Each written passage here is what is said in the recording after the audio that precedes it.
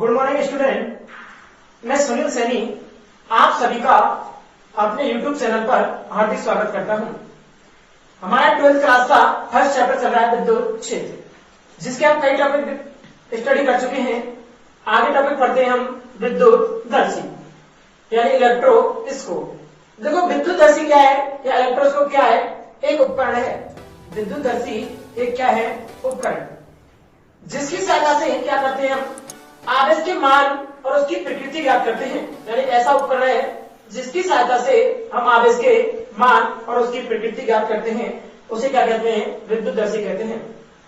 यानी ऐसा उपकरण जिसकी सहायता से हम आवेश के मान व उसकी प्रकृति ज्ञात करते हैं, उसे विद्युतदर्शी कहते हैं। इससे जानेगा स्वर्णपत्र विद्युतदर्शी भी कहा जाता है। इसे क्या कहा जाता है? स्वर्णपत्र विद्युतदर्शी। तो देखो परिभाषा क्या हुई इसकी कि ऐसा उपकरण जिसकी सहायता से आवेश का मान एवं उसकी प्रकृति ज्ञात की जाती है। ऐसा उपकरण जिसकी सहायता से आवेश का मान एवं उसकी प्रकृति ज्ञात की जाती है, उसे विद्युतदर्शी कहते हैं। अब जब इसकी बात करते हैं विद्युतदर्शी की बनावट, कि विद्युतदर्शी जो उपकरण है उसकी बनावट क्या होती है। तो देखो इसकी बनावट बनी हुई है। तो देखो विद्युतदर्शी की बनावट क्या होती है कि स्वर्णपत्र विद्युतदर्शी या विद्युतदर्शी में एक कांच की बोतल या जार होता है। एक क्या होता है? कांच की बोतल या क्या होता है? जार होता है, जिसके मुंह पर क्या लगा होता है? रबर कॉर्क लगा होता है। यानी स्वर्णपत्र विद्युतदर्शी में कांच की बोतल या जार होता है, जिसके मुंह पर रबर कॉर्क लगा होता है। जिसके मुंह पर क्या लगा होता है? रबर कॉर्क, जिसमें ऊर्ध्वाधर एक धात्विक छड़ लगी होती है। जिसमें ऊर्ध्वाधर एक धात्विक छड़ लगी होती है, जिसका निचला सिरा नुकीला तथा ऊपरी सिरा घुंडीनुमा होता है। जो धात्विक छड़ लगी होती है उसका निचला सिरा नुकीला होता है और ऊपरी सिरा कैसा होता है? घुंडीनुमा। अब ध्यान रखना, तथा इसके नुकीले सिरे पर स्वर्णपत्र को, ये क्या होते हैं भाई? स्वर्णपत्र। स्वर्णपत्र को बी आकृति में मोड़कर लगाते हैं। बी आकृति में बी होता है, इस आकृति में मोड़कर लगाते हैं।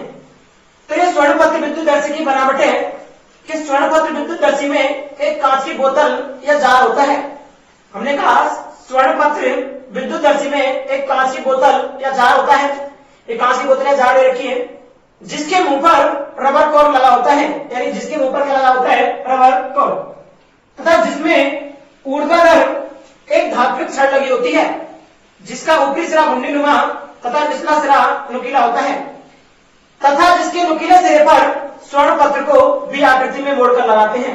ये थी स्वर्णपत्र विद्युतदर्शी की बनावट। अब जब इसके बाद इसमें पढ़ते हैं विद्युतदर्शी या स्वर्णपत्र विद्युतदर्शी की कार्य प्रणाली के वर्किंग कैसे करते हैं, यानी इसकी सहायता से हम आवेश के मान और उसकी प्रकृति कैसे ज्ञात करते हैं।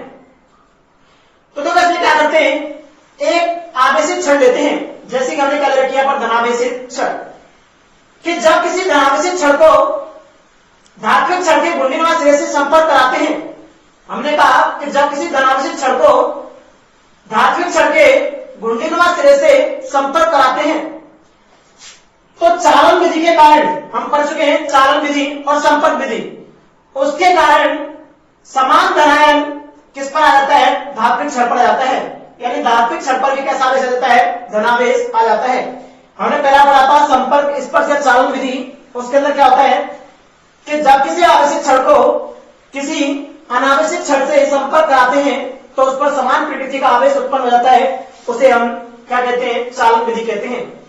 तो हमने इसकी कार्य प्रणाली पढ़ रहे हैं कि जब किसी धनावेशित छड़ को हम धात्विक छड़ के घुंडीनुमा सिरे से संपर्क कराते हैं तो चालन विधि के कारण, कौन सी विधि के कारण? चालन विधि के कारण संपूर्ण छड़ पर धनावेश आ जाता है, तथा कुछ आवेश स्वर्णपत्र पर भी आ जाता है। यानी जब संपूर्ण छड़ पर धनावेश आता है तो कुछ धनावेश या कुछ आवेश किस पर आता है? स्वर्णपत्रों पर। दोनों स्वर्णपत्रों पर धनावेश आता है तो वे धनावेश एक दूसरे को क्या करते हैं? प्रतिकर्षित करते हैं, जिसके कारण इस स्वर्णपत्रों की पत्तियां फैल जाती हैं। ये स्वर्णपत्रों की पत्तियों का फैलाव हमें आवेश की मात्रा के बारे में अनुमानित जानकारी देता है।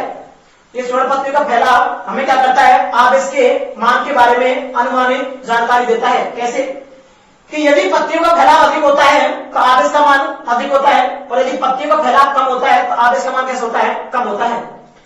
हम बात करें यदि प्रकृति की, कि प्रकृति कैसे ज्ञात करते हैं, तो यदि हम पहले से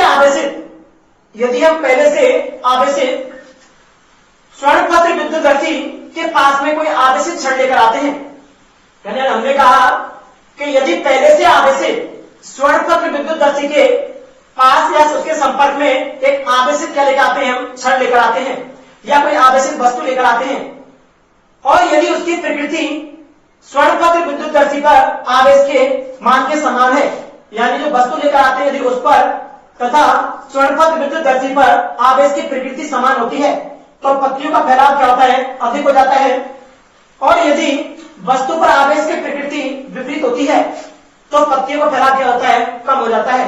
इस प्रकार हम स्वर्णपत्र विद्युतदर्शी की सहायता से आवेश के मान में